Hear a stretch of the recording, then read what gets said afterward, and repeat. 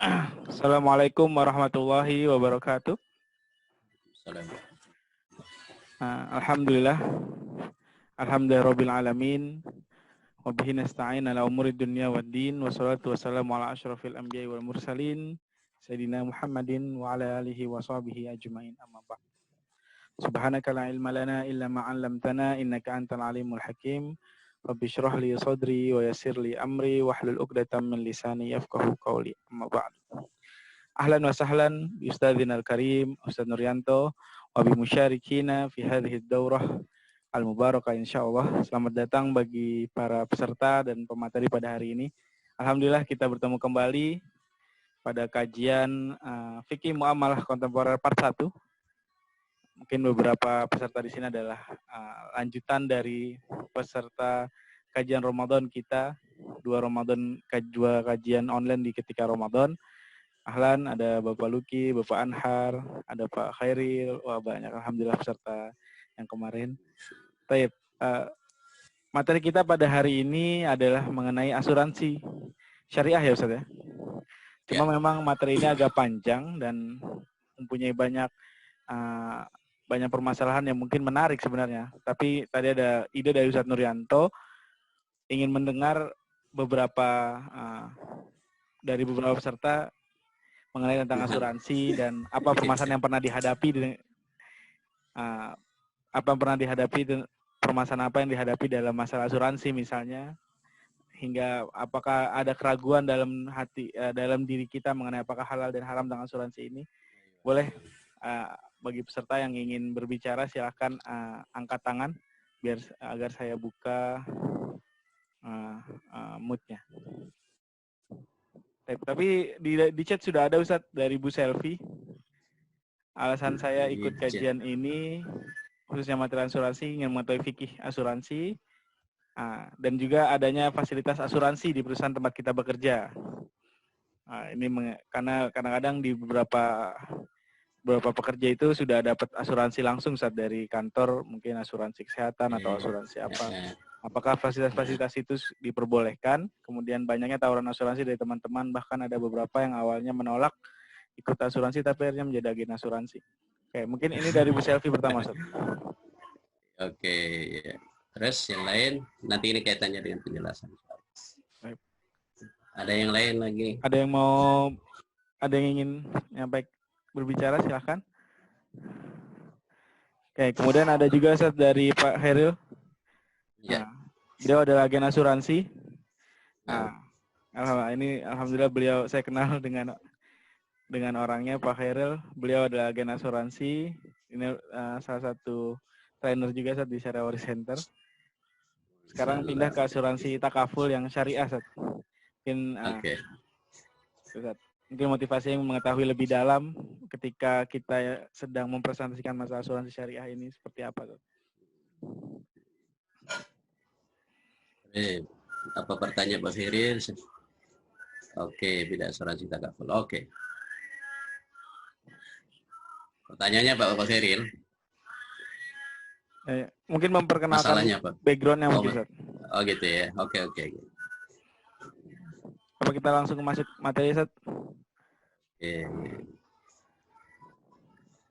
Sebentar. Fasilitas. Kemudian Ustaz dari Pak Subiantoro. Unsur goror dalam asuransi Ustaz. Kayak menurut dia asuransi itu ada unsur gorornya, ketidakpastian. Atau penipuan. Pengen tahu yang halal itu asuransi seperti apa. Gimana sih gitu, nggak bisa goror itu. Iya, siap. Kayaknya sudah mulai agak menarik. Masih ada lagi? Soalnya ini kan majelis klarifikasi sebenarnya. Majelis klarifikasi. Oh ya, sebelumnya saya perkenalkan juga Ustaz Nuryanto merupakan agen asuransi juga Ustaz ya.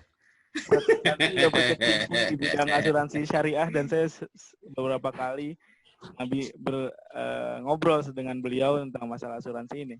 Alhamdulillah beliau pun bukan hanya sekedar paham mengenai teori, tapi prakteknya pun beliau merupakan agen asuransi.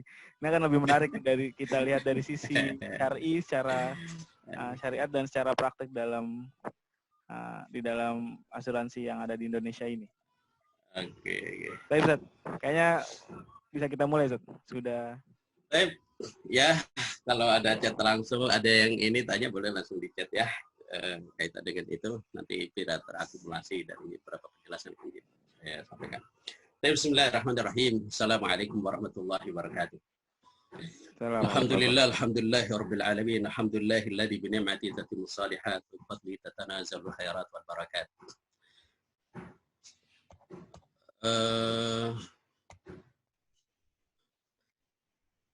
Pak Rajasa, untuk tag-nya, untuk apa namanya, untuk ininya, tag-nya sebentar. Di saya mau buka punya saya dulu nih, Saleh. Bisa dikecilin nggak ininya? Apa namanya, slide-nya di sayanya? Sorry. Teknis. Ini ditutup dulu, Ustaz. Nah, begitu. Sebentar, saya. Antum mau share? Oke ya. Yaudah. Bismillahirrahmanirrahim. Alhamdulillahirabbil alamin. Alhamdulillahilladzi bi ni'matihi tatimmu shalihat fadlihi tatanazalul khairat wal barakat wa bi taufiqihi tatahaqqaqul maqasid wal ghayat. Asyhadu an la ilaha illallah wahdahu la syarika lah wa asyhadu anna Muhammadan 'abduhu wa rasuluh. Allahumma shalli wa sallim ala hadzal nabiyil karim Muhammadin wa ala alihi wa ashabihi alladhina amanu bihi wa azzaruhu wa nasaruhu wa tabau'u an-nur alladhi unzila ma'ah ulaika humul muflihun. Amma ba'd. Usini wa iyyakum bi taqwallahi wa ta'atihi la'allakum tuflihun. Ikhwafillah, kawan-kawan sekalian, dan kalau Allah Subhanahu wa taala, alhamdulillah Allah berikan kenikmatan kepada kita bisa ketemu pasca Ramadan dan pasca ini udah hampir pasca Lebaran. Dan semoga kita juga bisa berlebaran, minimal berlebaran dari semua dosa-dosa kita insyaallah dengan izin Allah. Dan kita bertemu kembali dalam area online dengan materi yang kelihatannya mungkin agak sedikit seru ya, karena ini hal yang terkait dengan kehidupan kita sehari-hari di masa kini. Sehingga memang dalam setiap perkembangannya ini menuntut kita untuk mengetahui, karena kita sebagai muslim punya kewajiban agar apa yang kita lakukan benar, tidak salah, apa yang kita cari adalah halal dan tidak haram. Dan inilah yang menjadi konsideran kenapa fikih-fikih terkait dengan hukum-hukum permasalahan kontemporer, khususnya hukum muamalah, ini menjadi hal yang sangat tren, hal yang terus menjadi permasalahan besar bagi umat kita untuk diperhatikan. Karena apa? Karena kita butuh solusi, kita butuh penjelasan bagaimana Allah melihat apa yang akan kita jalankan. Jangan sampai apa yang kita jalankan nanti justru akan menjadikan kerusakan bagi kita di dunia maupun di akhirat. Sisi lain juga karena ini adalah muamalah, dan muamalah itu basic awalnya adalah sosial yang ditarik kepada hukum. Beda dengan ibadah. Kalau ibadah itu basic awalnya adalah hukum yang ditarik kepada sosial. Maka kaidahnya kalau dalam muamalah, al aslu fil amri al ibahah. Asal dari segala sesuatu adalah boleh. Illa ma hurrim, kecuali yang diharamkan. Kalau di ibadah enggak, al aslu fil amri at-tahrim illa ma umir. Segala sesuatu dalam ibadah adalah haram kecuali yang diperintah. Jadi kalau diajak mau ini untuk ibadah, yuk ibadah ini, tanya dulu ada perintah enggak? Tapi beda kalau muamalah. Yuk kita jualan ini modal kayak gini. Pertanyaannya adalah ada larangannya enggak ada. Ya sudah, jalan saja. Kalau belum ketemu, jalan. Kalau sudah ketemu, baru kita berhenti kalau memang itu ada larang. Kalau tidak, ya jalan terus. Itu adalah kaidah dalam muamalah. Jangan dibalik. Belum kita tahu, dia udah bilang haram dulu. Tidak begitu kalau muamalah. Muamalah itu al-aslu fi amri ibahah, boleh. Karena biasanya hal-hal yang terkait dengan muamalah itu hubungannya dengan sosial masyarakat kita, yang bisa jadi kita punya keterbatasan dalam knowledge, dalam pengetahuan, dalam pergaulan, sedangkan orang lain dia sudah jalan kemana-mana sehingga dia pulang membawa pola-pola baru dalam hal muamalah. Ya, melihat hal semacam ini, kita respect dulu. Jadi jangan nolak dulu. Itu masalah kalau kita dalam muamalah. Tapi fafillah rahimakumullah, salawat salam kita sampai kepada Rasulullah sallallahu alaihi wasallam yang mengajarkan kepada kita thalabul halali wajib. Mencari yang halal itu hukumnya wajib. Wajib. Oleh karenanya lah kita mesti harus belajar dalam ilmu muamalah. Jadi muamalah ini masalah yang cukup fundamental dalam kehidupan kita, karena hampir hidup kita 99,999% ini adalah di muamalah. Dari mulai kita tidur sampai kita tidur lagi semua di muamalah. Cuman sayangnya orang yang mempelajari, menekuni detail-detail dari mulai dasar awal sampai detail-detail muamalah, ini prosentasenya amat dan sangat kecil ya, dalam artian muamalah Islamiyah atau syariah. Oleh karenanya lah ketika ada produk baru selalu banyak masalah. Masalahnya adalah orang banyak bertanya. Orang banyak bertanya. Beda dengan hanya ibadah. Ibadah tiap subuh, tiap Jumat, tiap hari dijalanin dan orang sering bertanya sehingga tahlil penyelesaian masalahnya lebih mudah karena orang biasanya ibadah berhubungan dengan orang-orang ahli ilmu agama.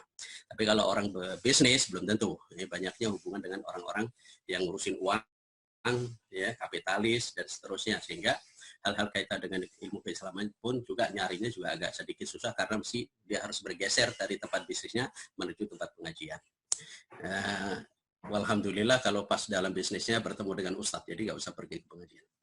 Taikifafillah rahimakumullah. Kita akan bahas tentang asuransi. Banyak hal yang menjadikan masalah bagi masyarakat kita, khususnya muslim yang kuat. Ini banyak pertanyaan, apakah halal ataukah tidak. Nah, sebelum itu kita bahas, kita perlu tahu dulu konsideran hukum dalam Islam secara keseluruhan terkait dengan jual beli. Karena bab tentang muamalah ini masuknya kalau dalam fikih adalah jual beli atau muamalah atau interaksi sosial. Dan ifabillah, kita perlu tahu bahwa dalam hal jual beli ini guidance semuanya, ya guidance dasar semua transaksi dalam Islam. Ya. Baik sosial ataukah dalam bentuk profit. Ini terkait dengan ini. Maka babnya adalah jual beli. Nah, syarat dan rukun jual beli, salah transaksi orang. Menurut Hanafiyah. Maksudnya berbilang gimana sih antar pembeli dan yang penjual dan pembeli itu dua orang. Jadi nggak bisa kalau menurut Hanafiyah pembeli dan penjual satu orang itu nggak bisa. Meskipun menurut jumhur sebagian besar ulama memperbolehkan. Contohnya misalnya kalau pas lagi ada pameran, ya kan, saudara kita dia jadi penunggunya. Nah kita titip ke dia. Nah, itu kan terus dia nanti ambil dari barang yang ditungguin.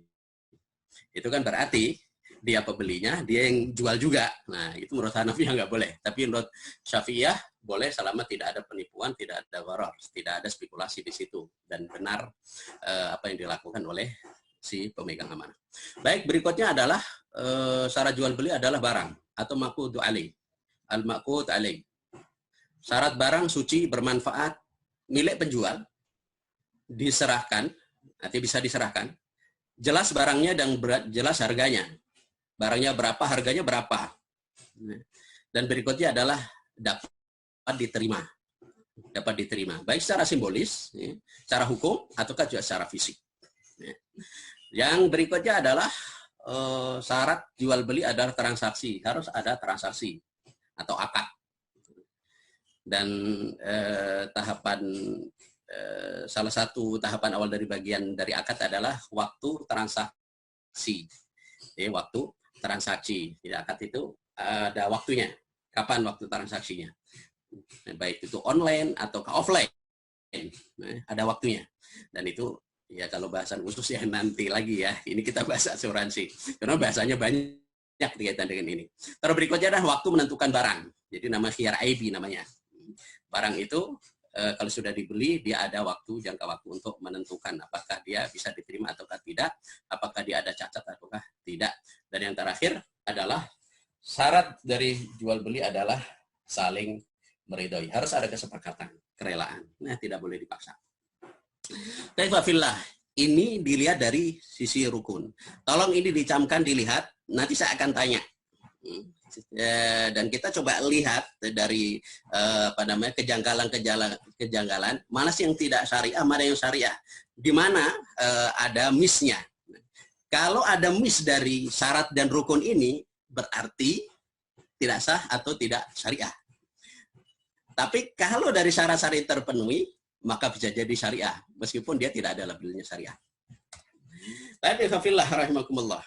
Nah, ini dari sisi rukun. Sekarang dari semua jenis transaksi dalam Islam, itu para ulama membagi 2 guidance besar. Meskipun saya suka menjadi tiga kalau dilihat dari sisi kompensasi, ya, profit dan non profitnya. Tapi kalau saya melihat kalau dilihat dari sisi mengikat dan tidaknya dalam satu proses perjanjian, ya, mengikat, nanti saya jelasin mengikatnya di hal mana. Nah, ini para ulama bagi menjadi 2. Nah, akad dan misal dibagi menjadi 2. Satu adalah akad al-mu'awadah, pengganti. Mu'awadah itu artinya pengganti. Jadi ada kompensasi langsung dari apa yang dia transaksikan. Maka akad mu'awadah ini lazim mengikat. Kalau tidak dipenuhi berarti akan dituntut dosa dan bisa dituntut secara legal, secara hukum di mahkamah. Ya, misalnya orang jual beli. Orang udah deal jual beli baju, ya kan? Udah dipegang, bawa pulang, terus udah pergi dari tempat warungnya atau tempat tokonya, tiba-tiba 5 jam kemudian balik. Saya nggak jadi. Kenapa? Saya nggak suka ini. Ya, alasannya nggak suka, bukan barangnya sesuai dengan dengan kriteria yang dia awal beli atau tidak, atau dia inginkan atau tidak. Tapi ternyata mungkin dia melihat, wah, kayaknya sayang deh duitnya, mendingan buat beli yang lain aja dah, ini dibalikin lagi. Nah, hal semacam ini mengikat. Karena sudah deal, dia dibalikin boleh nggak? Kalau si penjualnya menolak, maka si pembeli tidak bisa mengembalikan dan mengikat. Kalau dipaksakan, maka si penjual tidak punya kewajiban untuk mengembalikan uangnya. Ini namanya mengikat. Lazim. Begitu juga pesanan misalnya, kan? Kita pesan. Nah, pesan kalau sudah ada deal-deal dan sudah ada kriterianya pas dan ada hasilnya, ini pesan spanduk misalnya, kan? Sudah jadi, tiba-tiba acaranya batal. Terus dia mau nggak bayar, nggak bisa. Tetap harus dibayar. Karena pesanannya sesuai dengan kriteria, dan apalagi sudah dikasih DP, karena pesanan itu dianggap sah. Ya, kalau dalam jual beli tadi dianggap sah kalau sudah ada serah terima. Nah, ketika sudah kasih DP berarti hukum mengikat. Ketika barang dengan uang sudah ditukar, maka berarti sudah mengikat. Itu yang dimakan lazim. Tidak bisa kembali kecuali dengan akad baru atau iqalah, atau menanggalkan dari transaksinya. Begitu juga sewa, begitu juga bagi hasil, begitu juga corporation atau musyarakah, kerjasama atau joint partner dalam perusahaan biasanya. Nah, akad-akad semacam ini, dan masih banyak akad-akad yang lain ya, sifatnya profit ya, profit. Nah, ini mengikat. Tapi juga ada yang atabarruk. Tabarruk ini non profit. Tujuannya bukan ngambil return, bukan ngambil untung. Tapi dia tujuannya adalah sosial, saling berbagi. Nah, akad yang seperti ini tidak mengikat. Tidak mengikat gimana? Ya, kalau tidak mengikat, ya boleh diminta balik. Meskipun secara spiritual atau secara maknawi ya, bisa jadi dia berdosa atau tidak baik. Tapi secara yuridis atau secara hukum, wadinya, secara hukum manusiawinya, ya, undang-undangnya, maka dia tidak kena punishment juga, ya, kecuali punishment akhirat. Ya, misalnya kayak sedekah, orang ngasih sedekah, sudah diterima. terus tiba-tiba dia nyesel. Minta lagi sedekahnya, boleh nggak? Nah, alhamdulillah, boleh nggak? Nah, meskipun secara hadis disebutkan al-a'id li sadaqati kal-a'id li qai'i atau kama qala sallallahu alaihi wasallam fi mana. Barang siapa yang mengambil balik sedekahnya itu seperti orang yang memakan kembali muntah-muntahannya. Itu litaubih, untuk memberikan warning atau kejelekan terkait dengan perilaku itu. Nah, tapi dia boleh mau diminta lagi nggak boleh, ya. Secara hukum negaranya nggak bisa juga diklaim dia salah atau dia dihukum, ya, dipaksa nggak bisa. Itu namanya atabarru, akad yang tidak mengikat. Dan masuk kategori tabarru adalah hadiah. Kalau dalam jual beli misalnya, kalau beli satu harganya 5.000, beli 2 10.000. Tapi kalau hadiah, boleh nggak ada orang yang menang lomba sekali, terus ada orang yang menang lomba 2 kali, hadiahnya yang menang lomba sekali lebih besar dari hadiahnya orang yang lomba 2 kali. Terserah panitia, boleh-boleh saja, nggak ada masalah. Ini namanya tidak mengikat, ya. Jadi nggak ada, tidak harus balancing, ya. Itu yang dimaksud dengan akad tabarru, dimaksud dengan akad tabarru tidak mengikat atau ghairul lazim. Tapi kalau dalam jual beli, dalam salam tidak. Jadi dealnya, ya, harus sesuai dengan nilai yang ada. Tapi kalau dalam sedekah, hadiah, termasuk hutang, itu tidak ada hal yang mengikat. Qard misalnya orang utang, ya, utang udah dikasih nih, terus besok uangnya masih nggak, saya butuh banget nih, saya minta lagi dong, boleh nggak? Boleh saja, ya kan? Ini meskipun kalau dari sisi penggunaan, ketika sudah kalau sudah diserah terimakan, maka yang diberikan tabarru, ya, ini dia tidak akan kena tidak akan kena denda balik atau tidak akan kena pengembalian secara utuh kalau memang sudah diberdayakan. Tapi wafilah begitu juga hibah, dan saya sampaikan hibah ini karena apa? Nanti dalam asuransi akad yang dipakai adalah hibah. Hibah jadi beda dengan sedekah, ya.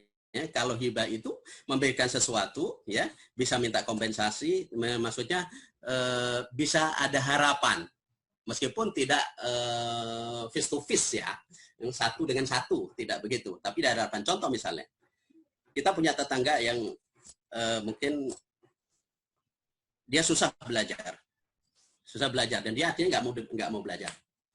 Nah, karena nggak mau belajar, terus alasannya apa? Kenapa ditanya? Ya sekarang lagi online, saya nggak punya HP, gimana saya mau belajar? Karena anaknya main terus. Terus kita bilang, nih, pakai nih HP nih. Nih saya kasih HP, ya, tapi buat belajar. Jangan main mulu.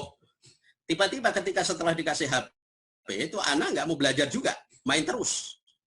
Boleh nggak kita minta HP-nya lagi? Boleh. Sini deh, kamu nggak mau belajar, mau ngapain? Nah, itu yang dimaksudkan. Yang berikutnya i'arah atau meminjam. Nah, ini juga masuk kategori tabarru. Ini adalah akad tabarru. Ta'ala rahimakumullah.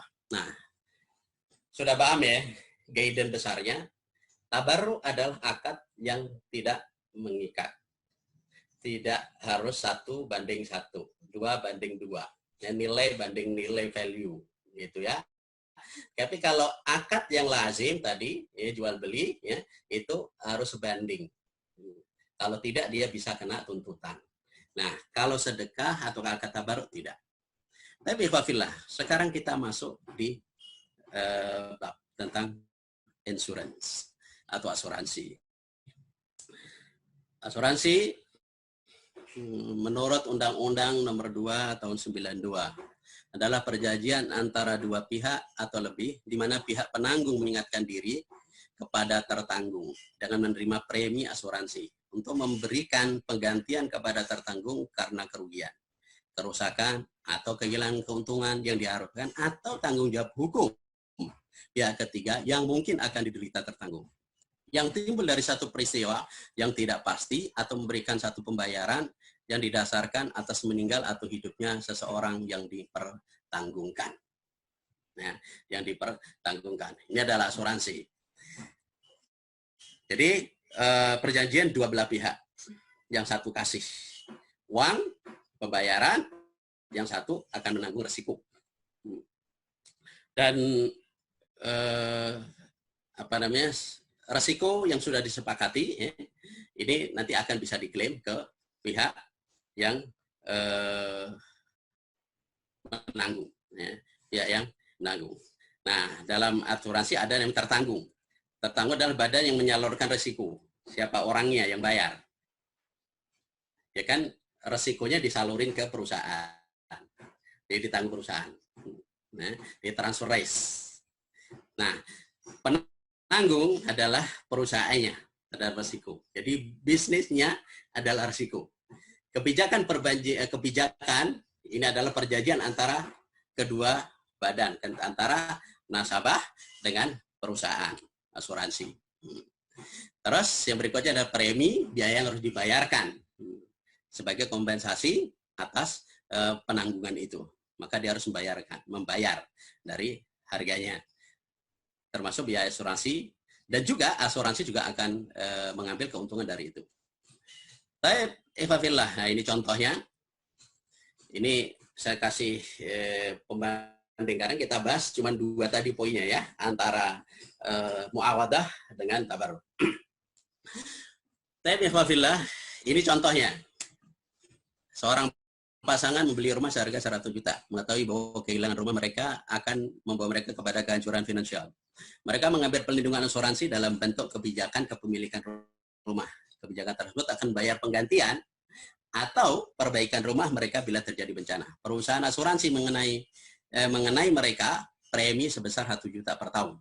Resiko kehilangan rumah telah disalurkan dari pemilik rumah ke perusahaan asuransi. Nah, tertanggung pembeli. Ini yang punya rumah. Kalau di syariahnya adalah pembeli. Ini tertanggung. Ini yang punya rumah. Penanggung adalah penjual atau perusahaan asuransi. Kebijakan adalah akad. Membayar pergantian atau perbaikan rumah bila terjadi bencana. Dan premi adalah harga. Ya, harga transaksi. 1 juta per tahun. Pertanyaannya, inilah kalau interaktif akan lebih enak. Pertanyaannya, ya Fafillah, ainal khalal? Mana yang salah hubungannya antara asuransi ini konvensional dengan akad jual beli? Yang paling atas kita pelajari. Yang kurang ada di mana? Pembeli ada? Siapa? Tertanggungnya berbeda. Apa tuh? Tertanggungnya kan harusnya badan yang menyalurkan resiko. Oh, badan ini sebenarnya bahasa undang-undang ya. Badan itu berarti orang, bisa personal, bisa kelembagaan, sehingga disebut badan.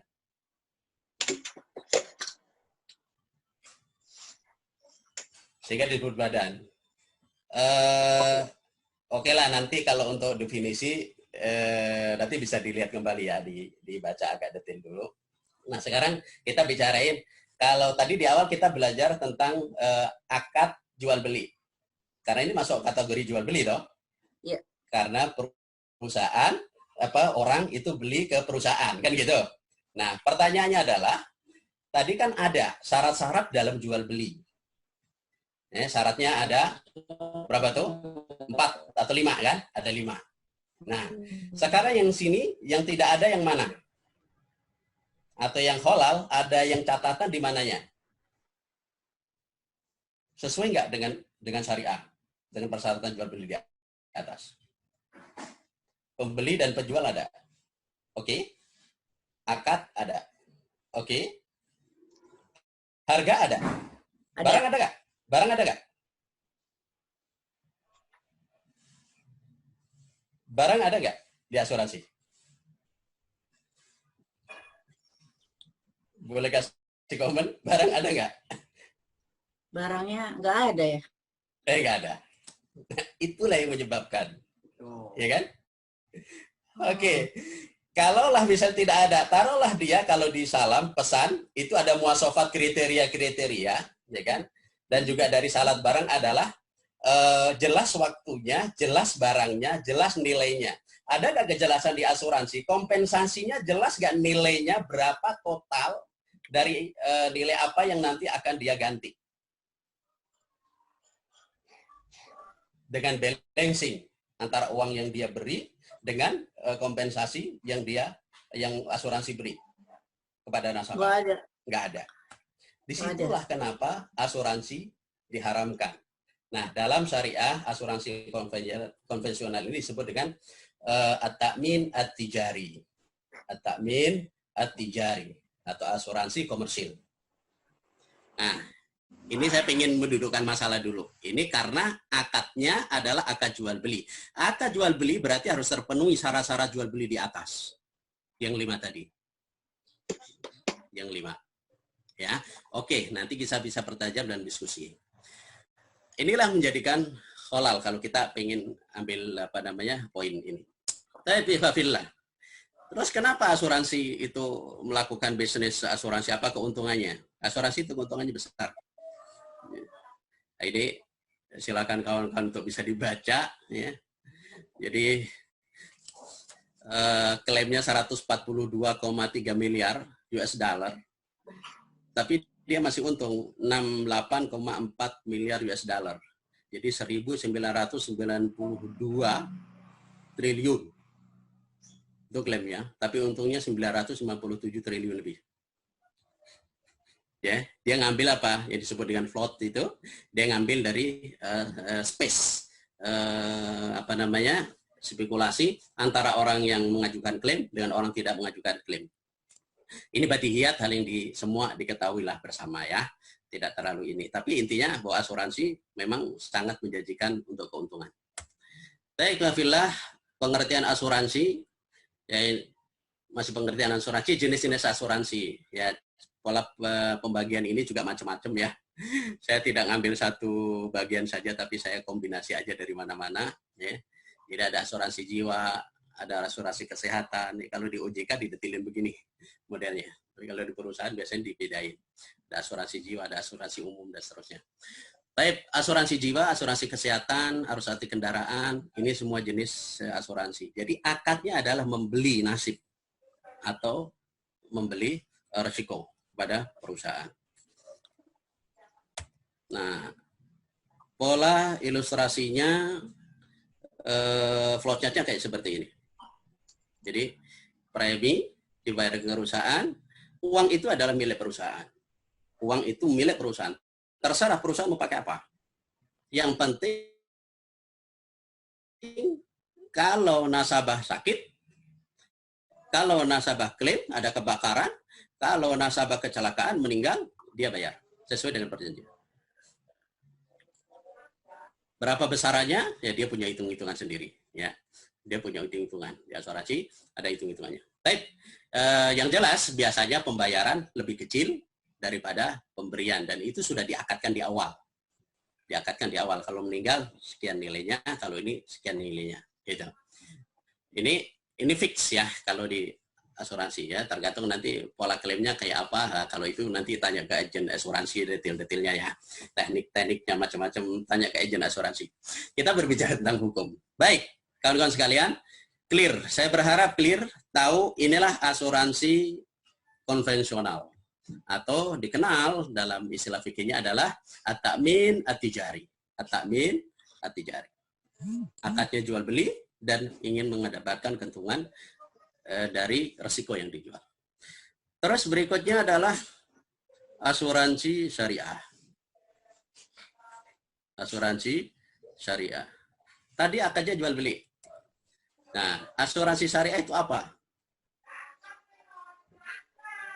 Secara bahasa saya tidak usah ini ya, detailkan. Nah, saya ngambil rujukan dari MUI karena Dewan Syariah Nasional menjadi rujukan kaedah atau konsep asuransi syariah secara keseluruhan dari semua lembaga asuransi. Asuransi menurut Dewan Syariah Nasional adalah usaha saling melindungi. Lihat bahasanya, bukan apa tadi, saling menanggung, bukan pertanggungan ya, atau memberikan premi untuk ditanggung, tidak, tapi saling melindungi dan tolong menolong di antara sejumlah orang atau pihak. Jadi objek di sini sekaligus subjeknya adalah peserta. Ya, subjek dan objeknya adalah peserta. Belum ada hubungannya dengan perusahaan. Peserta. Atau pihak melalui investasi dalam bentuk aset dan atau tabarruk. Dana itu yang sudah dikumpulkan di antara para peserta bisa dilakukan investasi ataukah tabarruk. Tabarruk ini berarti dana sosial yang diendapkan yang memberikan pola pengembalian untuk menghadapi risiko tertentu melalui akad atau perikatan yang sesuai dengan syariah, sesuai dengan kesepakatan. Saya selalu sampaikan ilustrasi yang paling gampang, kalau asuransi syariah itu adalah iuran RW atau iuran RT. Hanya saja bedanya kalau asuransi hanya poin-poin khusus yang dia tanggung atau yang disepakati. Yang masuk di akad tolong-menolongnya. Misalnya kesehatan, nanti di asuransi risiko umum jadi umum gitu ya. Kerugian di kerugian dan seterusnya, kebakaran gitu. Dan dia biasanya hal-hal kayak gitu poin-poinnya khusus-khusus ya. Nah, dan nanti kalau ada risiko maka akan dibayarkan dari dana yang telah dikumpulkan bersama oleh peserta. Nah, pertanyaannya, perusahaan asuransi apa fungsinya? Perusahaan asuransi fungsinya adalah karyawan, pekerja dari para nasabah. Dia mengambil upah dari proses organizer dan dalam kepengaturan keuangan itu. Dia berhak untuk mendapatkan kompensasi, dia berhak mendapatkan upah. Ini bedanya. Kalau di konvensional, uang itu adalah punya perusahaan. Untuk berapa urusan perusahaan. Tapi enggak.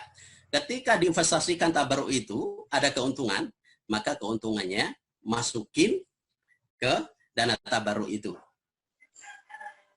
Dan beberapa perusahaan asuransi mengembalikan sebagian kepada nasabah. Mengembalikan sebagian kepada nasabah. Dari dana tabarruk yang telah diinvestasikan atau dari hasil investasinya. Ini adalah pola yang dilakukan atau aturan kaidah dalam asuransi syariah. Kira-kira boleh dibuka Pak Jarajasa? Kira-kira apa bedanya di atas sama di bawah? Ada yang bisa kasih komen? Akadnya berbeda nggak tuh sama? Akadnya beda nggak atau sama? Beda, Ustaz. Beda. Berbeda. Oke. Kalau berbeda berarti aturan hukumnya, hukum fikihnya, semacam rute hukumnya beda atau sama? Beda. Makanya saya selalu sampaikan, kalau ada orang nanya, bilang, asuransi konvensional sama syariah sama aja. Mana samanya? Lah kan kita bayar 1 juta. Terus besok kena klip 50 juta dikasih. Itu 1 juta dapat 50 juta. Itu berarti dia pikirannya konvensional tapi ngomongnya syariah. Jadi jawaban saya, baca dulu syariah, ya kan? Baru ngerti akadnya apa. Karena apa? Selalu orientasinya orang adalah jual beli, dianggap jual beli. Ini adalah kesalahan persepsi. Jadi kalau kita sudah bicara asuransi syariah, bahkan kalau saya sih lebih ini ya, mungkin karena namanya asuransi sehingga orang berpikirnya juga sebagaimana asuransi yang sudah sering berjalan, ya kan? Nggak tahu, meskipun ini nggak tren gitu. Kalau saya sih lebih ini paguyuban, gitu ya. paguyuban kesehatan syariah misalnya. Menurut Anda untuk menghilangkan kesan supaya orang kalau sudah asuransi syariah itu pikirannya bukan asuransi konvensional. Kalau paguyuban kan orang beda nih. Gitu. Kalau paguyuban ya dan pada berpikirnya adalah dana bersama. Gitu. Jadi sama sekali tidak ada hubungannya kalau dilihat dari sisi transaksi tidak ada irisannya. Jadi beda ya. Bainan sama wa sumurbur ya antara langit dan sumurbur. Jadi beda. Jadi jangan sampai cara berpikirnya masih nyangkut-nyangkut. Kalau berpikirnya masih nyangkut-nyangkut ke sana, ya nggak nyambung diskusinya. Gitu. Ya kalau sudah masuk di syariah, maka yang perlu kita tekankan adalah bagaimana konsep-konsep syariah dan juga diskusi detailnya kaitan dengan syariahnya. Gitu. Aspek-aspek hukumnya. Tapi dasar hukumnya apa? Karena gotong royong, kebersamaan, saling menolong, tentu ini adalah kebaikan dalam Islam. Dan ayatnya wa ta'awanu 'alal birri wat taqwa wa la ta'awanu 'alal itsmi wal 'udwan wattaqullaha innallaha syadidul 'iqab. Saling tolong-menolonglah atas kebaikan dan ketakwaan dan jangan saling tolong-menolong dalam dosa dan permusuhan. Makanya asuransi syariah nggak ada untuk membackup perusahaan judi, nggak bisa. Karena itu bertentangan dengan misi atau dengan ayat. Terus ayat berikutnya ini adalah dorongan agar kita memikirkan masa depan. Sesuatu masa depan yang memungkinkan untuk kita persiapkan hari ini, maka kita perlu persiapkan. Ini ayat yang kedua. Dan itu adalah bagian dari mindset asuransi. Baik, yang berikutnya adalah hadis man farraja an muslimin kurbatan min kurabi dunya farajallahu anhu kurbatan min kurabi yaumil qiyamah. Karena sifatnya membantu, ya tentu ada hal-hal kebaikan yang akan Allah berikan kepada kita. Barang siapa yang melepaskan dari seorang muslim satu kesulitan dunia, maka Allah akan melepaskan kesulitannya darinya di hari kiamat. Dan Allah senantiasa menolong hambanya selama ia selalu menolong hambanya. Makanya banyak keluhan nih orang asuransi. Nah, saya udah 10 tahun nih ikut asuransi syariah. Ya. Tapi nggak pernah klaim. Itu berarti hadis ini Allah berkahi buat dia. Kenapa? Dia nggak sakit-sakit karena dia nolongin orang terus. Nah, itu keberkahannya itu. Jadi, jangan anggap itu kerugian. Alhamdulillah nggak sakit. Baik, al-mu'minu lil mu'mini kal bunyan yashuddu ba'dum ba'da. Seorang mukmin dengan mukmin yang lain ibarat sebuah bangunan. Satu bangunan menguatkan bagian yang lain. Kias. Nah, ini hukum kiasnya. Kita dalam Islam ada yang namanya hukum akilah. Akilah itu ketika ada misalnya ada pembunuhan ya, seseorang bunuh orang lain. Ini kan akan kena hukum qisas kalau dia sengaja. Tapi kalau dia tidak sengaja, ya, maka dia tidak kena qisas. Dan sengaja kalau diampuni oleh ahli warisnya, dia juga tidak kena qisas. Tapi dia tetap harus bayar namanya akilah. Harus namanya bayar diat. Ya, bayar akilah, bayar dia diat. Ya, baik diat mughallada ataukah diat mukhafafah. Diat itu berapa besarannya? Diat untuk dalam Islam itu kalau orang meninggal nyawa satu harganya 100 onta. Ini 100 onta. Kalau sengaja bunuhnya maka bayarnya cash. 100 onta kalau satu ontanya adalah 30 juta, maka 100 onta berarti 3M. Jadi nyawa dalam Islam itu 3M satunya. Baik sengaja atau tidak sengaja. Dan itu wajib harus dibayar. Nggak boleh nggak. Kalau nggak di akhirat Allah minta nanti. Ini adalah diat. Nah, pertanyaan adalah ketika orang sudah melakukan itu, orang melakukan pembunuhan, dia miskin, nggak punya uang, siapa yang harus bayar? Nah, inilah kaidahnya. Syafi'iyah menyampaikan al-akilatu hum dumana udiyah wa muhtamiluha min asabatil qatil aw hum asabatul janil ladzina yarithuna bin nasabi aw il wala'i idza kanu dhukuran mukallafin. Akil adalah para penjamin diat atau denda pembunuhan dan yang bertanggung jawab dari keluarga pembunuh atau ahli waris dari pembunuh, baik dari nasab atau pemerintahannya. Kalau mereka laki-laki mukallaf, balik dan berakal. Baik, wafillah. Ini adalah bagian dari cara dalam Islam melakukan kebersamaan di saat menanggung beban berat yang menjadi kewajiban. Maka dilakukan yang namanya hukum akilah. Semua terlibat. Meskipun mereka tidak dapat kompensasi semua kan, hanya satu saja yang membunuh itu, yang punya kewajiban. Tapi semuanya harus nanggung kewajiban itu karena ketidakmampuan. Nah, ini namanya hukum akilah. Dan ini yang menjadi kiasan kepada hukum asuransi syariah. Jadi gotong royong, kebersamaan. Kalau itu boleh, asuransi juga tidak jauh-jauh itu hukumnya. An Abi Hurairah radhiyallahu anhu qala. Nah, ini detail hadisnya. Ya, ittatat imra'atan ila akhiril hadis. Bertengkar dua orang dari perempuan Bani Hudail, salah satunya melempar batu ke perempuan yang lain. Saat itu sedang hamil dan meninggal. Lalu mereka mengadukannya kepada Rasulullah, kemudian Nabi memutuskan bahwa sesungguhnya dia denda untuk bayinya adalah anak budak dan dia denda untuk perempuan terbunuh ditanggung oleh kerabat-kerabatnya. Ini adalah aplikasi dari akilah tadi.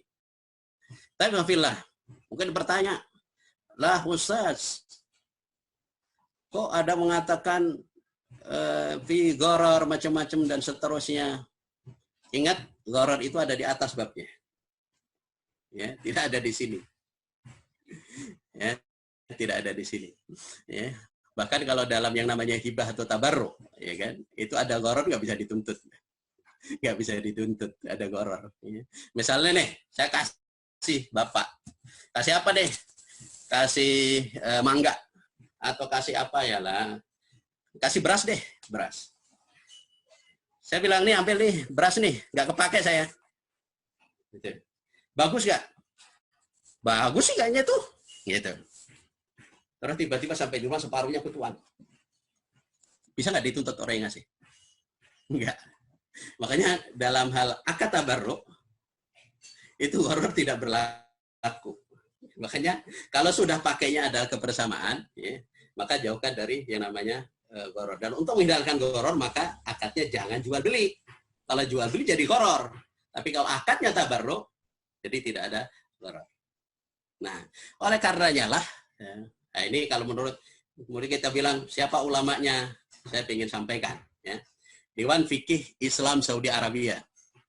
فإن مجمع الفقه الإسلامي قد نظر في موضوع التأمين بأنواع مختلفة بعد ما اطلع على كثير مما كتب العلماء في ذلك وبعد ما اطلع أيضا على ما قرره مجلس هيئة كبار العلماء في المملكة العربية السعودية في دورة العاشرة المنعقدة بمدينة الرياض بتاريخ 4 من ربيع الأخير يا kan على 396 هجرية من التحريم للتأمين بأنواعه.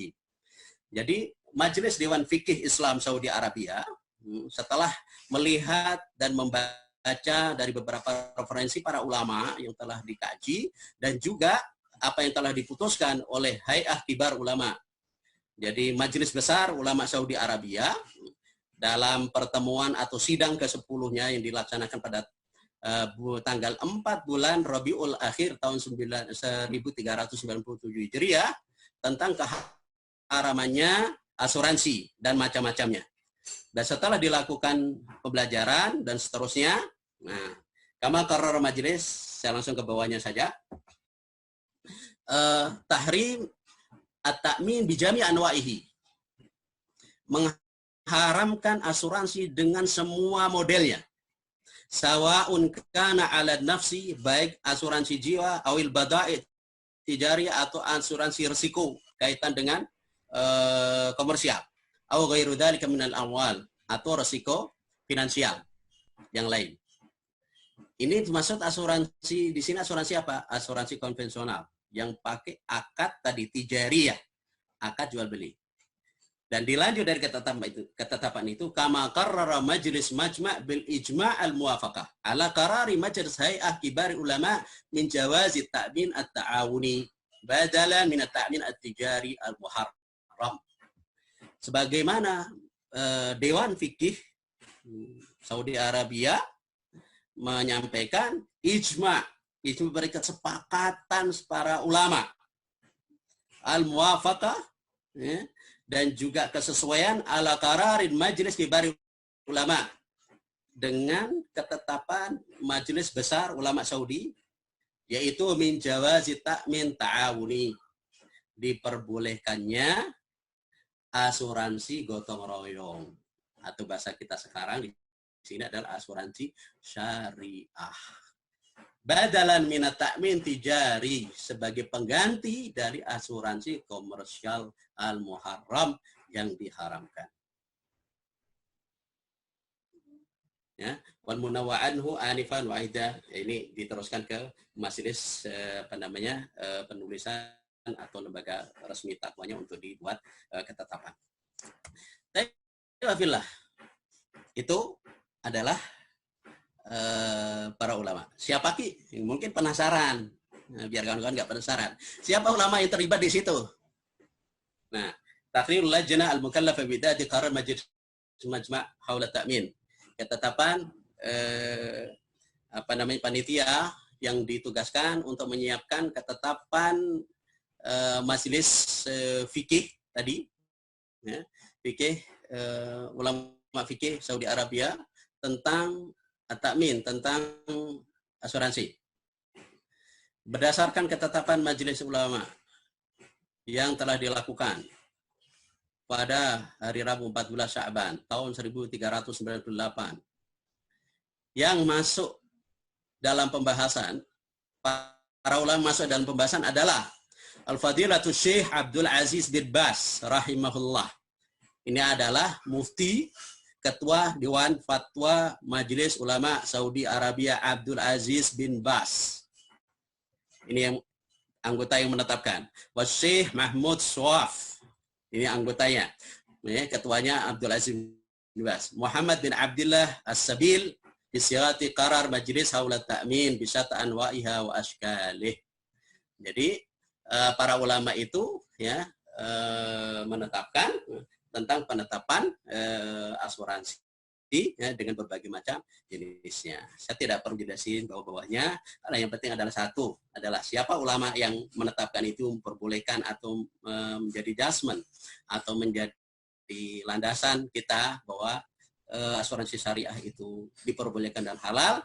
Di antaranya adalah ulama Majelis Ulama Saudi Arabia. Kalau Majelis Ulama Indonesia kan ada yang percaya, ada yang enggak. Makanya saya sampaikan Majelis Ulama Saudi. Biar semuanya percaya. Begitulah kira-kira ya. Taifafillah. Yang lain.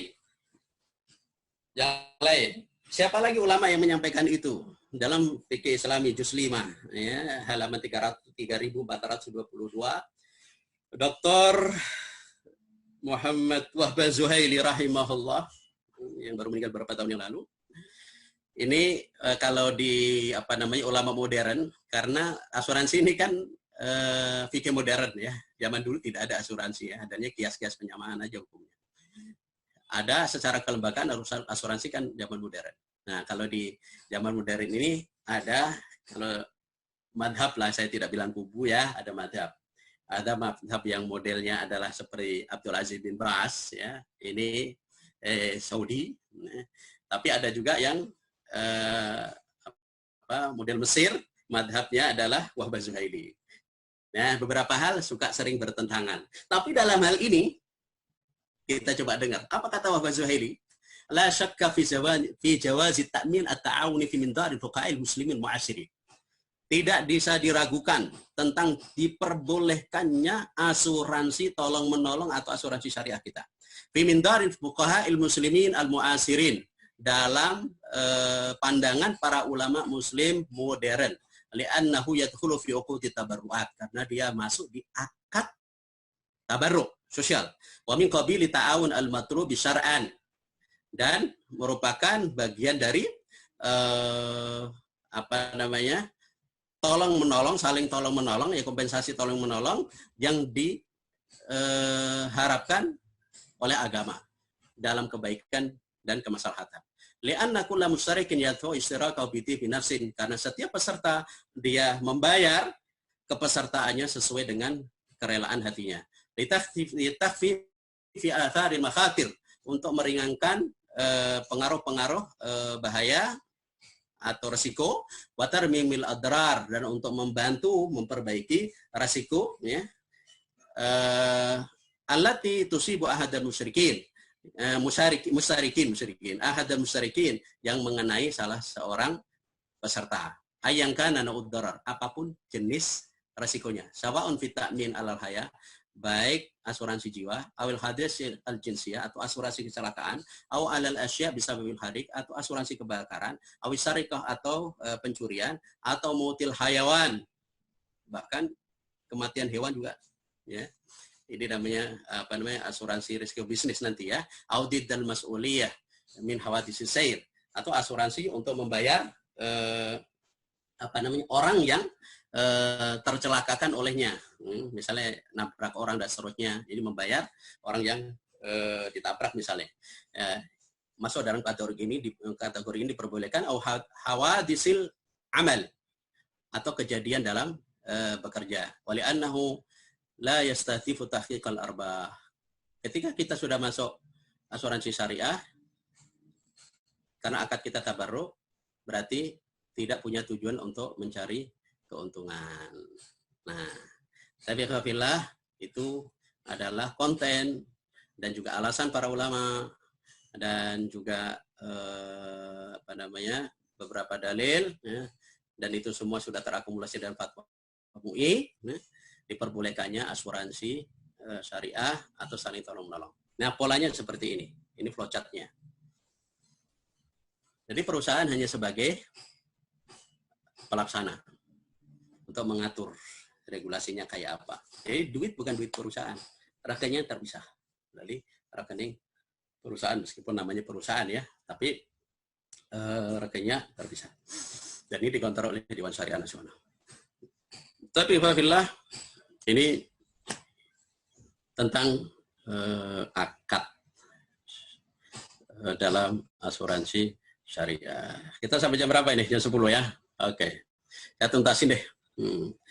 Jenis-jenis asuransi syariah, untuk pembagian ini macam-macam, ya. Boleh berubah kawan-kawan, tapi saya mencoba untuk mengkategorikan model seperti ini, ya. Kalau ada yang salah boleh diberikan masukan. Asuransi keluarga, asuransi jiwa, garis besar asuransi keluarga, ya. Asuransi syariah ada apa saja produknya, macam-macam, hampir sama, ya, meskipun tidak keseluruhan ada.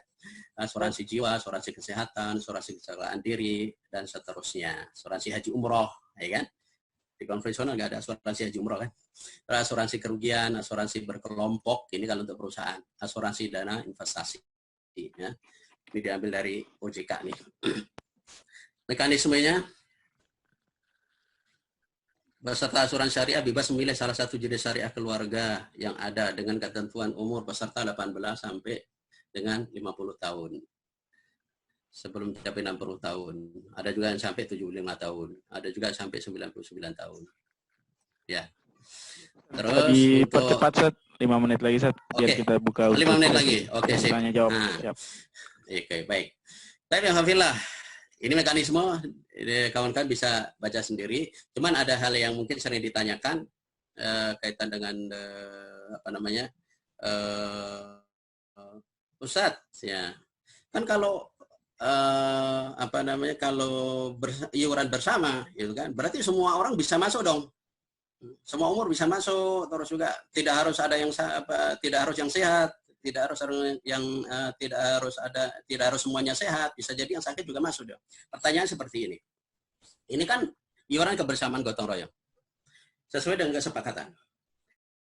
Kira-kira kalau kita ngumpulin duit, kita misalnya di satu RW, yuk kita kumpulin duit.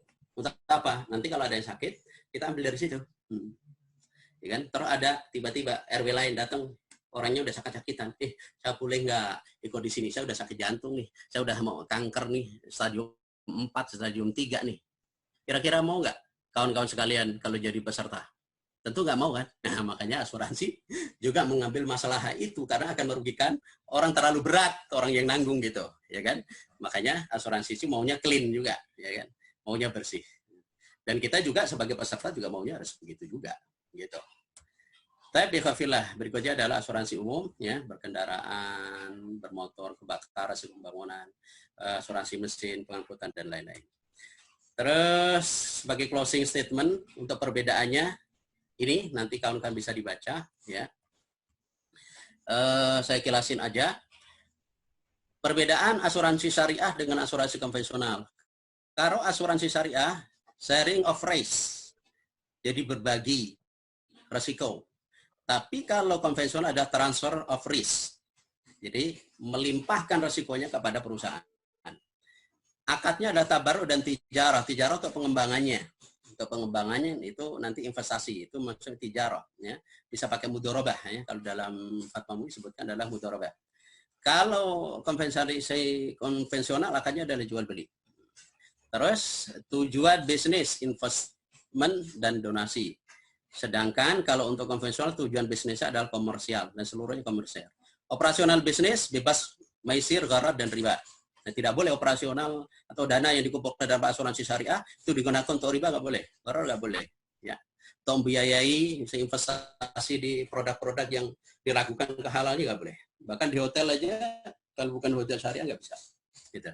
Apalagi di rokok aja nggak bisa. Nah, itu diantaranya. Jadi minimal di syariah itu jauhlah dari hal-hal yang kayak gitu, ya, supaya tidak merusak generasi kita yang akan datang. Menjaga generasi kita. Terus kalau untuk yang konvensional bebas mau di mana saja juga boleh. Baik, kalau untuk pengawasan ada Dewan Syariah, jadi kalau di syariah double, kalau di konvensional hanya OJK saja.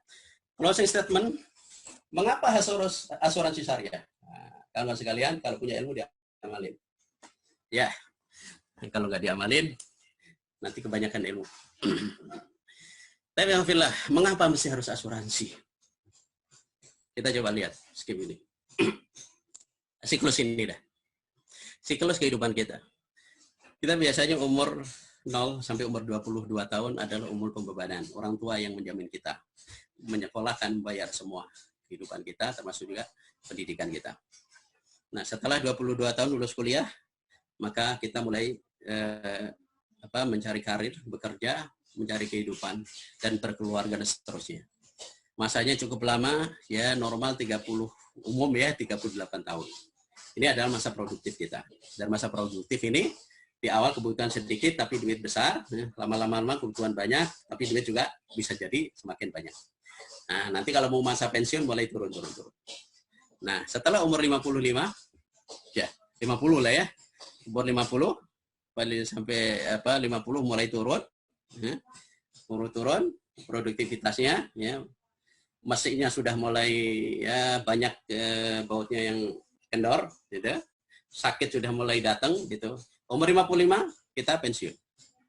Nah, setelah umur 55 tahun ke atas kita tidak tahu, nggak punya pendapatan, ya kan?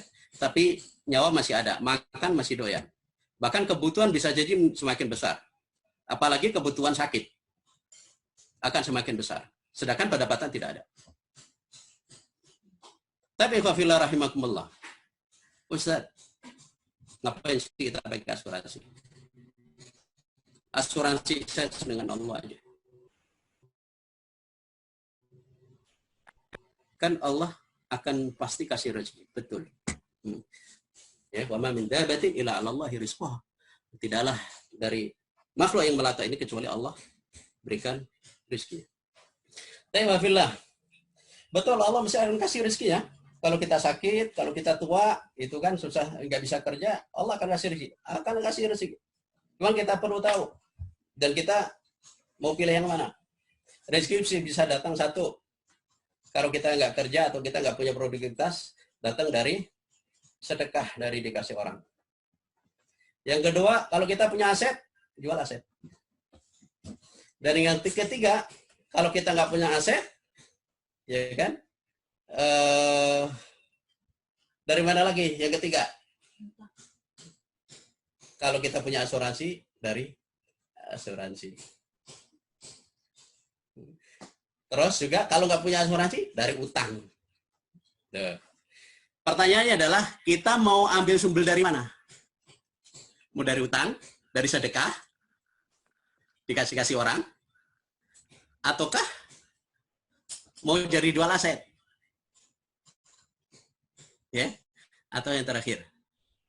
Mau dari asuransi. Mana yang lebih menjaga harga diri kita? Baik dari sisi sosial masyarakat kita atau dari sisi Allah Subhanahu wa taala. Bagaimanapun orang yang meminta-minta itu juga hal yang tidak baik dalam Islam. Meskipun tidak dilarang tidak dilarang mi'ah atau 100% gitu. Tapi kalau orang kerjaannya minta-minta, ya kan noktatan sauda. Ada hitam di jidatnya yang tidak ada. Nah, inilah ada pilihan-pilihan. Rezeki Allah akan datang, tapi sumbernya itu. Nah, dengan asuransi maka kita memperlihatkan sumber supaya tidak ada ketergantungan dari pemberian orang, ataukah kita menjual aset, ya, ataukah kita utang dengan orang. Utang nggak bisa dibayar. Kalau kita kuat bayar, alhamdulillah. Kalau nggak bisa dibayar gimana? Nanti resiko ahli waris kita. Dan yang berikutnya adalah asuransi. Tapi kafillah, oleh karenanya Rasulullah sabdakan, "Igtanim khamsan qabla khamsin, syababaka qabla haramika wa sihataka qabla saqamik, wa ghinaka qabla fakrik, wa faragaka qabla syughlik, wa hayataka qabla mautik." Jagalah 5 sebelum 5. Muda sebelum tua, sempat sebelum sempit, sehat sebelum sakit, kaya sebelum miskin, hidup sebelum mati. Artinya usia produktif kita selama 38 berapa tadi? 38 tahun setidak-tidaknya kita harus mempersiapkan untuk di hari tua kita. Dan itu juga bagian dari ikhtiar kita, usaha kita untuk mencari kebaikan kita dari Allah Subhanahu wa taala. Jadi bukan berarti kita tidak tawakal. Ikhtiar bagian dari cara. Ya kan? Yang terakhir paling akhir, walladzina tawaffawna minkum yadaruna azwaja wasiyatan li azwajihim mata'an al-khawli ghairu ikhraj. Khusus bapak-bapak. Ayat ini pernah dibaca enggak? Dan orang-orang yang akan meninggal dunia di antara kamu dan meninggalkan istri adalah berwasiat untuk istri-istrinya, yaitu diberi nafkah sehingga setahun lamanya dengan tidak disuruh pindah dari rumahnya. Jadi kita itu punya kewajiban, khususnya bapak-bapak, kalau meninggal, ya, sisakan untuk anak istri kita untuk bisa bertahan hidup, untuk proses pergantian, ya, dunia yang baru selama setahun, ya, masih di rumah dan disiapkan makan setahun. Dan pertanyaannya adalah pakai apa ini bisa kita penuhi? Nah, di antara salah satu wasilah dan sarana kita adalah dengan asuransi jiwa, ya kan? Jadi meninggal ada klaim, dan dari klaim itulah untuk kehidupan anak istri kita, ya, minimal 1 tahun sudah bisa kita lengkapi. Dan kaitan dengan ayat ini nanti boleh dibahas lebih lanjut, ya kan? Sebagian orang mengatakan wajib harus dipenuhi, ya, dan sebagian ini merupakan anjuran tapi yang sangat diperhatikan. Intinya tidak ada yang menyepelekan hal ini dari para ulama, ya, dan hampir sebagian besar mengatakan ini adalah wajib, harus dipenuhi oleh orang yang tidak meninggal, ya, dan wasiat ini harus selalu ada. Ya, kalau misalnya kita mikir mau meninggal gak punya apa-apa, ya wasiat kepada ahli warisnya, nanti ahli warisnya yang akan menanggung kehidupannya selama 1 tahun dan seterusnya. Wallahu a'lam bishawab. Baik, Ustaz. Baik, alhamdulillah. Syukran Ustaz atas pemaparan yang menarik mengenai asuransi syariah, atau sebenarnya ta'min atau ta'awun, ya, kalau dalam konsep syariahnya ini. Ta'min at-ta'awun. Oke. Ustaz, ada beberapa pertanyaan yang menarik dari beberapa peserta, Ustaz.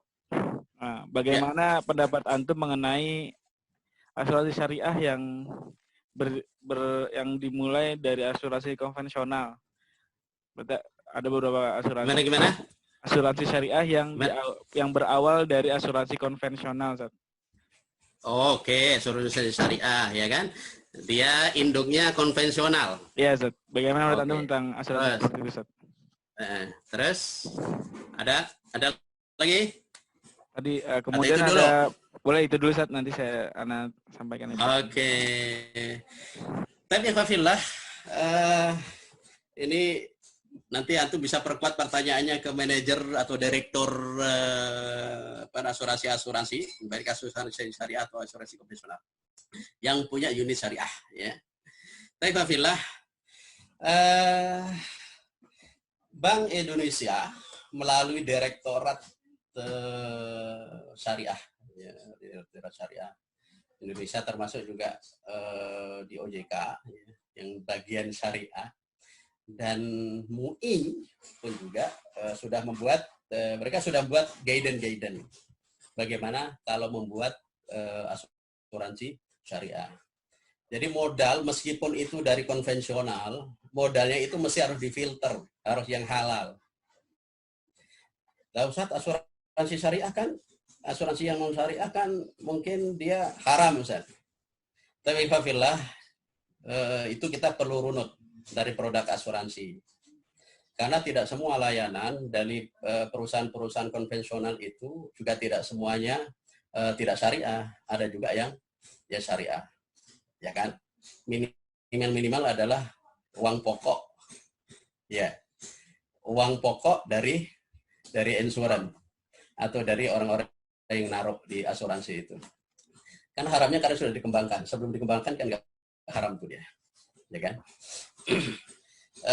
Tapi alhamdulillah, dan dari aturan itu maka akan dikaji oleh Majelis Ulama, dikaji juga dari Direktorat Syariah DBI, dan juga nanti dikaji oleh OJK.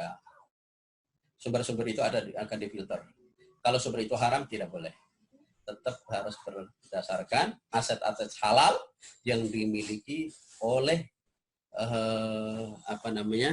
oleh holdingnya atau oleh perusahaan induknya. Bank juga sama. Semua perusahaan syariah begitu. Ada aturannya untuk membuat itu, dan intinya bahwa dananya harus dari sumber yang halal, dan itu difilter. Ya, ada auditnya. Enggak sembarangan asal bikin-bikin aja. Itu udah ada ukuran-ukurannya. Wallah alam. Kita percayakan kepada ahlinya insyaallah. Baik, saya kira itu. Dan menurut saya sih mau unit, dan dalam dalam perjalanannya pun, misalnya dalam manajemennya dia mesti terpisah. Orangnya boleh sama, tapi guide-nya terpisah. Nanti kantongnya juga beda. Nggak boleh dicampur, kecuali kalau nanti sudah selesai ada hasil. Nah, itu baru masuk ke uang perusahaan, ke holdingnya. Tapi dalam proses transaksi atau proses dengan nasabah, maka di situ dibingkai. Tidak bisa dicampur aduk atau dimasukkan dana-dana dari konvensional ke dana asuransi syariah, nggak bisa. Itu udah difilter.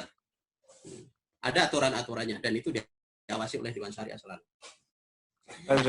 Saya kira itu ya, tidak perlu diragukan. Badge unit ataukah ataukah asuransi besar atau asuransi umum, ya, asuransi umum yang sudah besar, yang bentuknya syariah, insya Allah safety ya untuk saat ini yang saya tahu semua insya Allah terkendalilah dari aspek kesyariahnya. Baik, yang lain. Ya, Assalamualaikum, Tad. Waalaikumsalam warahmatullahi wabarakatuh. Saya mau nanya, Tad. Ya. Bagaimana seandainya kita udah ikut asuransi konvensional, tapi dalam asuransi tersebut kita nggak pernah mengadakan klaim yang dalam aturan akad awalnya, setelah jangka waktu 5 tahun uang kita akan dikembalikan, Tad. Sesuai dengan besarnya angsuran kita tiap bulan selama 5 tahun, tapi dikembalikannya lebih besar dari jumlah yang nominal benarnya. Apakah itu termasuk riba atau tidak dari uang pengembalian itu, Tad? Oke, uang pengembalian.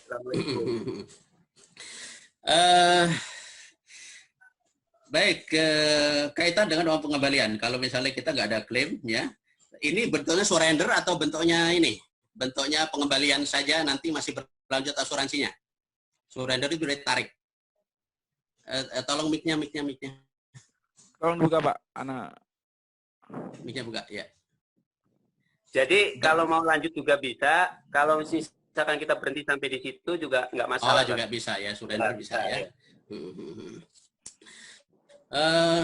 Ini agak ngeri-ngeri sedap ini soalnya ya, kalau di asuransi. Yang perlu Bapak ketahui adalah bisnis apa yang underbow dalam asuransi itu. Maksudnya dia biasanya investasinya kemana aja ya. Ini mungkin Bapak pelajari. Oke. Nanti sebelum saya kasih kaidah umum pada pelajari. Nah, kalau misalnya dia bisnisnya itu di yang halal-halal misalnya, tapi juga ada yang haram-haram, maka nanti persentasenya gitu, dan nanti akan dipisahin. Dan sebelum itu saya kasih beberapa poinnya. Satu, uang yang Bapak terima sesuai jumlah yang Bapak setor, maka itu halal. Halal. Ya. Oke, catat ya. Ya, siap. Nah, saya mengambil pendapat dari Dewan Syariah Bank Rajhi Saudi Arabia. Sisanya kalau di Saudi Arabia, kalau di MUI sisanya ini semua dianggap haram karena dianggap riba. MUI Indonesia. Nah, tapi yang dibocorin ke MUI antaranya diomelin MUI. Terus menurut Bang Rajhi, kalau Bang Rajhi itu beliau menyampaikan karena tidak semua bisnis di lembaga-lembaga konvensional itu semua haram. Ada bisnis yang halal. Oke? Okay? Makanya beliau mengkategorikan sisa dari uang pokok artinya uang bunga itu dibagi menjadi dua.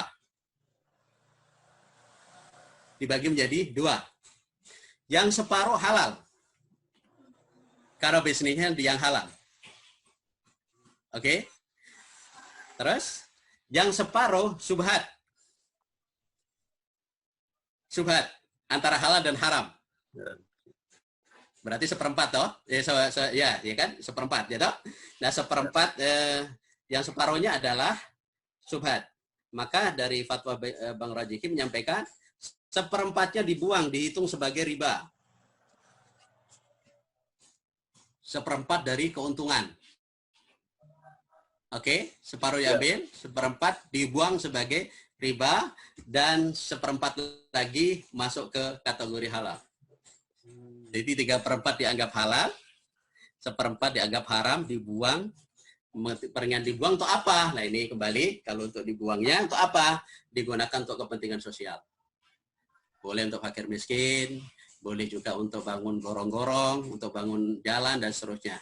Dihibahkan ya? Ya, dihibahkan, oke. Untuk kepentingan umum. Itu Pak alternatif yang bisa saya berikan kaitan dengan penerimaan itu. Tapi saya sarankan kalau Bapak sudah 5 tahun, biar nggak pusing-pusing ngitung, pindah saja ke yang syariah, biar Bapak safety. Lebih enak. Karena kan kita nggak tahu untuk usaha apa uang kita diputarkan sama mereka. Nah, gitu, betul. Minimal kita tidak memberikan bahaya lebih banyak. Ya, cari aman Tat ya. Oke, sip. Gitu. Ya, terima kasih Tat. Sama-sama. Ada yang lain? Syukron Pak Legiman. Ustaz, ada pertanyaan lanjutan Ustaz dari Budina. Kalau konsep asuransi syariah itu gotong royong, ta'awun tadi Ustaz, bukannya seharusnya tidak membatasi kondisi nasabah untuk klaim.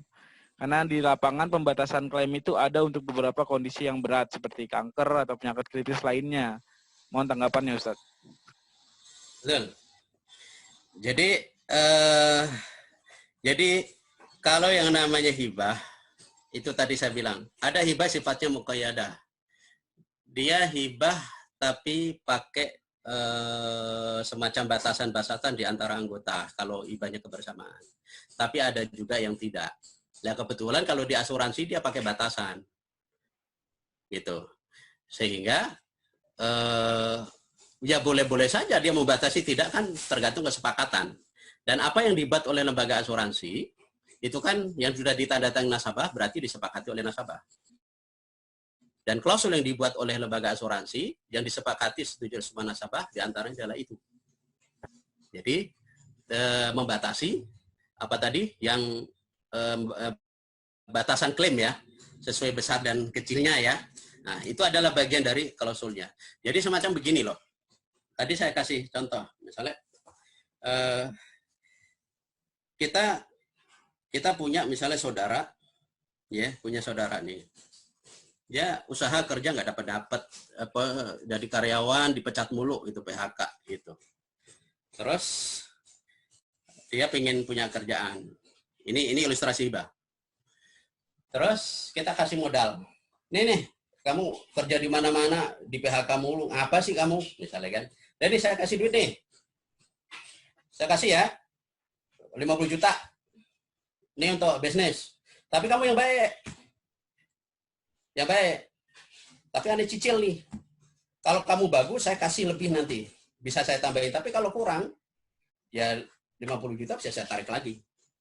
Boleh nggak hibah seperti itu?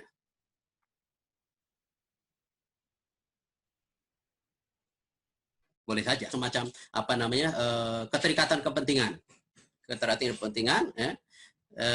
Jadi beda dengan sedekah. Kalau sedekah itu sama sekali tidak ada keterikatan kepentingan. Kita sedekah ke masjid nggak mungkin juga kita minta lagi di masjid. Ya kan? Itu kalau sedekah lebih ke sana lebih besar. Artinya keterikatan tidak ada kepentingan lebih besar. Tapi kalau hibah tidak. Hibah itu ada interest. Tapi interest wajar, interest halal yang diperbolehkan. Gitu. Ya termasuk pembatasan-batasan dalam hibah boleh nggak? Boleh saja. Nggak ada masalah.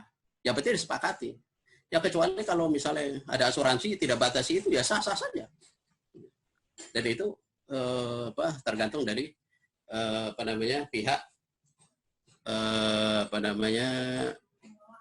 nasabahnya sebenarnya ya. Cuman asuransi kan mengarahkan, pihak perusahaan mengarahkan ini karena kalau misalnya loss seperti itu nanti bisa jadi ya kan lossnya terlalu besar tidak filter ya kan sehingga nanti tidak semuanya tidak bisa tercover kalau suatu saat ada masalah atau pengaparannya tidak maksimal ya atau boleh dibilang istilahnya tidak proporsional. Boleh saja kalau hibah itu kan bebas saja disyaratkan atau tidak boleh saja. Saya kira itu ya. Baik, Ustaz. Jawabannya. Ustaz, kemudian pertanyaan selanjutnya dari Pak Subiantoro, apakah asuransi syariah di Indonesia sudah menganut gotong royong? Adakah ketentuan persentase untuk biaya operasi di perusahaan asuransi? Seperti kasus perduga zakat. Siapa? Apakah ada ketentuan persentase untuk biaya operasi biaya operasional saat di perusahaan asuransi? Misalnya perusahaan asuransi ngambil berapa persen? Apakah ada ketentuan seperti itu di awal? Seperti kasus petugas zakat. Oke. Secara undang-undang dan juga prosedur dari Dewan Syariah Nasional dan juga aturan-aturan dari Dewan Pengawas ya kalau dibilang tidak ada ganjalan sama sekali tidak karena semua akan berkembang terus tapi menurut saya sudah maksimal dalam kaitan dan mewujudkan tatanan ekonomi syariahnya atau asuransi syariahnya karena ini juga merujuk bukan hanya di Indonesia tapi merujuk dari beberapa negara. Jadi asuransi syariah itu bukan hanya ada di Indonesia, tapi hampir seluruh negara Islam semua pakai asuransi, termasuk juga pusat-pusat di Saudi itu semua diasuransikan. Terus kaitan dengan persentase, itu kan sudah disepakati. Jadi biasanya pihak asuransi syariah itu dia ada yang namanya biaya akuisisi atau semacam biaya operasional. Biaya operasional itu adalah biaya administratif. Boleh nggak minta biaya administratif ke nasabah? Boleh, halal. Itu minta upah kok. Karena fungsinya lembaga asuransi atau perusahaan asuransi kan dia melaksanakan tugas. Dia akan melaksanakan tugas, dia minta bayaran. Dan dia minta, ya, ada yang 30% ya, dari premi itu untuk untuk biaya operasional. Ya. Ada yang 10%. Ya tergantung kebijakan lah. Dan itu nantilah yang digunakan untuk operasional perusahaan, baik perusahaan dan seterusnya. Di samping itu juga dia akan minta juga, ya kan? Minta juga apa? Nanti kalau sudah dikembangkan, maka bagi hasilnya berapa nih? Nah, biasanya kalau di asuransi ya minimal kita diwakili oleh Dewan Syariah, ya, Dewan Syariah Nasional untuk proporsionalnya kaitan dengan pembagian itu. Ya kita percayakanlah kepada mereka insya Allah. Oke. Ada 2 pertanyaan terakhir, Ustaz. Langsung Anda bacain aja, ya. Biar karena waktu sudah mepet. Ustaz, ada yang bilang katanya orang ikut asuransi itu kayak orang nggak percaya sama Allah karena seolah-olah ada kekhawatiran tentang masa depan. Sering ngobrol dengan yang orang yang kontra ini pasti alasannya kayak nggak percaya sama Allah. Ada gimana pendapat Antum tentang statement itu, Ustaz? Itu sama dengan orang begini, apa namanya? Orang yang belajar rajin untuk ujian itu sama dengan orang nggak yakin bahwa dia punya nasib. Ngapain lu belajar? Itu pertanyaan nggak penting menurut saya. Inna makanna lahu fil ardi wa ja'alna likulli syai'in sababa. Ya. Jadi aku mapankan manusia ini, lahu itu Zulkarnain, di bumi ini. Ya. Allah tetapkan dia mapan di bumi, bisa menguasai bumi, bisa berkuasa di bumi, mengatur bumi. Wa ja'alna likulli syai'in sababa, dan kami jadikan segala sesuatu ada sebabnya. Sebab itulah masuknya di rasionalisasi kita. Kalau orang pengen kaya, terus dia dia saving, rasional nggak? Rasional. Tapi apakah orang yang saving menentukan dia kaya? Kaya itu nasib, kaya itu takdir dari Allah, gitu. Jadi menurut saya kalau ada pertanyaan begitu, itu sama dengan meragukan dirinya sendiri di sisi Allah. Pertanyaan terakhir dari Pak Samsul Arifin, ada pendapat bahwa jumlah yang dibayar oleh nasabah dan yang akan diterima oleh nasabah jika terjadi resiko jumlahnya jauh berbeda. Hal ini yang menyebabkan haram. Haramnya karena mungkin dibayar segini tapi dia nanti dapatnya lebih, misalnya kena resiko. Itu katanya karena ada perbedaan itu katanya jadi haram. Gimana? Ada koror, ada ini jahalah, tidak kejelasan. Tayyibah, tergantung akadnya. Kalau antum pakai akadnya jual beli model konvensional, ya goror, nggak boleh. Tapi kalau antum akadnya ada tabarruk, nggak ada hubungannya goror. Saya bilang kalau tabarruk, goror itu dalam tanda kutip ya. Saya tidak mengatakan sama sekali tidak berlaku, tapi mayoritas tidak berlaku. Nggak ada hubungannya dengan goror, karena tabarruk itu nggak ada goror. Misalnya kayak tadi saya bilang, saya ngasih orang misalnya beras, saya bilang bagus, ternyata ada kutunya separuh. Kalau jual beli goror nggak? Goror. Tapi kalau hibah, goror nggak? Ya suka-suka dong, ya nggak? Ya kan? Misalnya tadi ada orang yang lomba, ya lomba, ada yang menang 2 kali, saya kasih hadiah 10.000, ada yang menang sekali saya kasih hadiah 100.000, boleh nggak? Itu namanya hibah, sah-sah saja. Makanya kok lah akadnya tabarruk. Kalau tabarruk itu sesuai dengan kesepakatan, ya tabarruk itu adalah dana sosial, ya. Tidak face to face atau tidak 1:1, tidak begitu. Itu hanya berlaku dalam akad jual beli, ya. Makanya saya bilang syariah, kalau di syariah tidak ada goror. Dari mana gorornya? Orang akadnya bukan jual beli, ya. Mau dikasih kurang atau kasih lebih, tidak ada goror, karena tidak berlaku di situ. Wallahu a'lam bishawab. Ustaz, Masya Allah, menarik sekali pembahasan kita. Tidak perlu dipikirin intinya, terima aja. Oh enak. Oh ya, ada closing statement nggak? Boleh, Ustaz. 2 menit. Ada closing statement nggak? Ada, Ustaz, boleh 2 menit, Ustaz. Boleh, Ustaz, 2 menit. 1 menit saja lah. 1 menit. Ya, 1 menit boleh, Ustaz. Takwafillah. Kita sebagai insan madani atau orang-orang yang hidup di kota modern, saya melihat bahwa asuransi adalah di samping ini juga pesan agama, susari syariah. Ini adalah pesan agama tadi saya sampaikan. Ya, kita di khamsan qabla khamsin. Jaga 5 sebelum datangnya 5. Dan juga wasiat untuk anak-anak kita, istri kita yang meninggal, setahun harus ada persiapan atau harus ada jatah yang kita berikan kepada mereka. Dan dalam kehidupan kita banyak hal yang kita yang mungkin kita menjadi kendala, di antaranya adalah finansial. Nah, di saat kita sudah lemah, tidak punya penghasilan, maka kita perlu tetap menjaga harga diri kita. Ya. Dan bagi saya, hidup di era modern ini, khususnya bagi orang-orang kota, asuransi menjadi keniscayaan yang tidak bisa dipungkiri. Kenapa? Karena kadang-kadang apa yang kita punyai tidak mampu mengcover dari resiko yang kita terima. Untuk menghindarkan agar kita tidak menjadi peminta-minta, kita tidak menjadi orang yang berkeluh kesah, kita tidak menjadi orang-orang yang mengganggu dalam tanda kutip ya, langsung kepada orang lain, merasa ke orang lain, berhutang dengan kepada orang lain dan menyusahkan orang lain karena kebutuhan dosa kita, maka akan lebih baik kalau kita sebagai muslim adalah orang yang pertama kali mesti harus berasuransi syariah, sehingga kita tidak dilecehkan oleh orang-orang non-muslim, dan hampir mayoritas orang-orang non-muslim mereka punya cover tentang asuransi.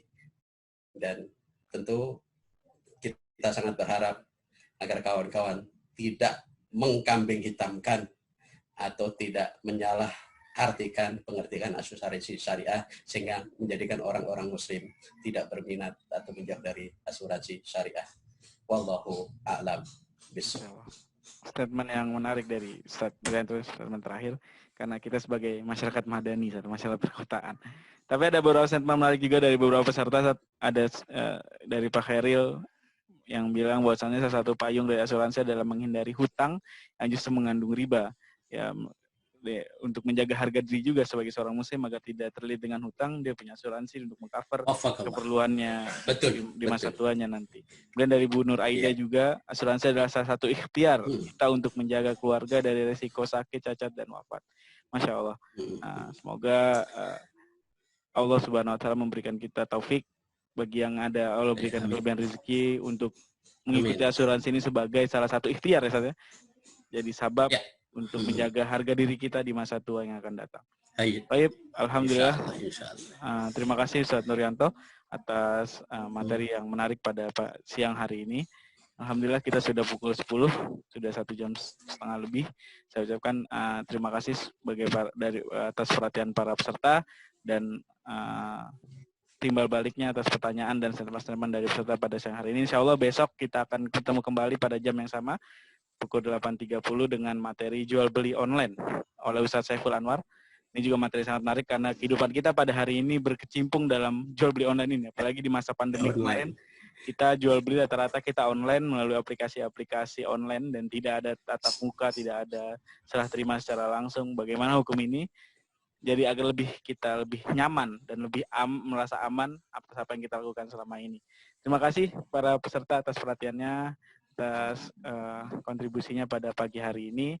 Saya ucapkan mari kita tutup nahtatim bi qiraatil hamdalah.